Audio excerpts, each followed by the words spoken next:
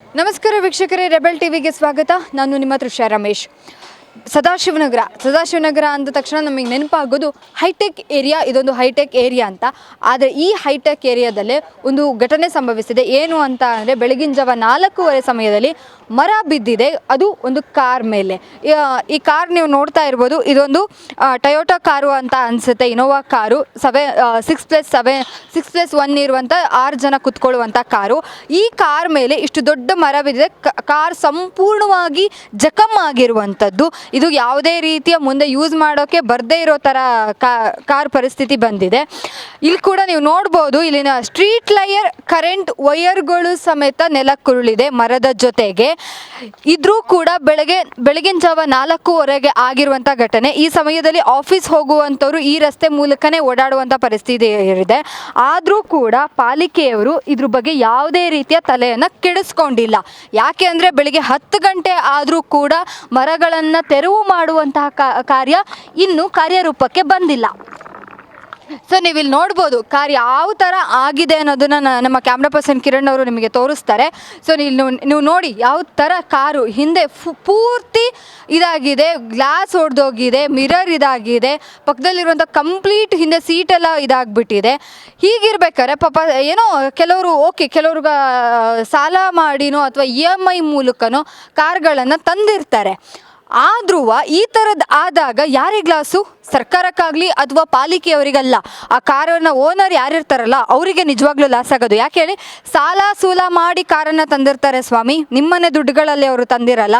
ಈ ಥರ ಇನ್ನೂ ತೆರವು ಮಾಡ್ತಾ ಇಲ್ಲ ಅಂತ ಅಂದರೆ ಇನ್ನು ಯಾವ ಥರ ಇದು? ಇನ್ನೂ ತೆರವು ಮಾಡ್ತಾ ಇಲ್ಲ ನೀವು ಅಂತ ಅಂದರೆ, ಇಲ್ಲಿ ನೀವು ನೋಡಿ ಯಾವ ಥರ ಬಿದ್ದಿದೆ ಮರ. ಎಷ್ಟು ದೊಡ್ಡ ಮರ ಅಂದರೆ, ಪ್ರತಿ ಬಾರಿಯೂ ಮಳೆಗಾಲದಲ್ಲಿ ಹೇಳ್ತಾರೆ ನಾವು ಹಾಗೆ ರೆಡಿ ಇದ್ದೀವಿ, ಹೀಗೆ ರೆಡಿ ಇದ್ದೀವಿ.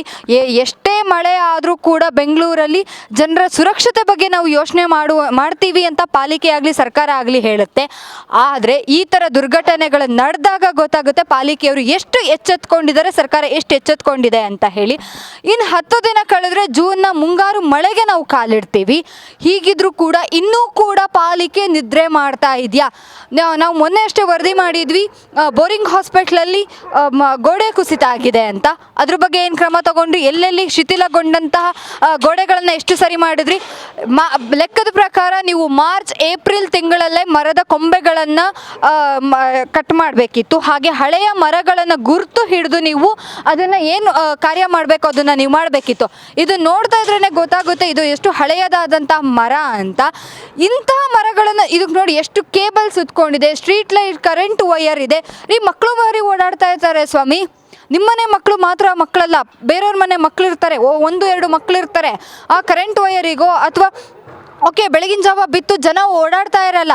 ಮಧ್ಯಾಹ್ನ ಟೈಮಲ್ಲಿ ಮಳೆ ಬಂದಾಗ ಮರ ಬಿದ್ದಿದ್ರೆ ಯಾರು ಹೊಣೆ? ನೀವು ಏನೋ 5 ಲಕ್ಷ 10 ಲಕ್ಷ ಪರಿಹಾರ ಕೊಟ್ಬಿಟ್ಟು ಸುಮ್ಮನೆ ಆಗ್ತೀರಾ. ಆದರೆ ನಿಜವಾಗ್ಲೂ ಹೊಣೆ ಹೊರೋರು ಯಾರು? ಇಲ್ಲಿ ನೀವು ನೋಡಿ ಯಾವ ಥರ ಈ ಬಿದ್ದಿದೆ ಅಂತ.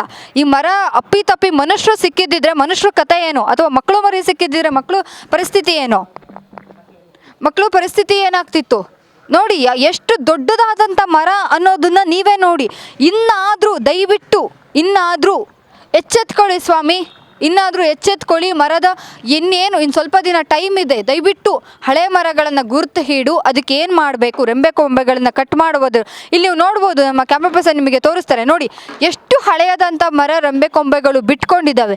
ಅಪ್ಪಿತಪ್ಪಿ ಈ ಮರನೋ ನಾಳೆ ದಿನ ನೆಲಕ್ಕುರುಳ್ತು, ಇನ್ಯಾವುದೋ ಮುಂದೆ ಇರೋ ಮರಕ್ಕೆ ನೆಲಕ್ಕುರುಳ್ತು. ಹೈಟೆಕ್ ಏರಿಯಾ ಸದಾಶಿವನಗರದಲ್ಲೇ ಇಂಥ ಪರಿಸ್ಥಿತಿ ಇದ್ದರೆ ಸುತ್ತಮುತ್ತ ಈ ಕಡೆ ಹೋಮ್ ಮಿನಿಸ್ಟ್ರ್ ಮನೆ, ಈ ಕಡೆ DCM ಮನೆ, ಖರ್ಗೆ ಅವ್ರ ಮನೆ, ಆಲ್ಮೋಸ್ಟ್ ಮಿನಿಸ್ಟರ್ಸ್ ಮನೆ ಸದಾಶಿವನಗರಲ್ಲೇ ಇರೋದು.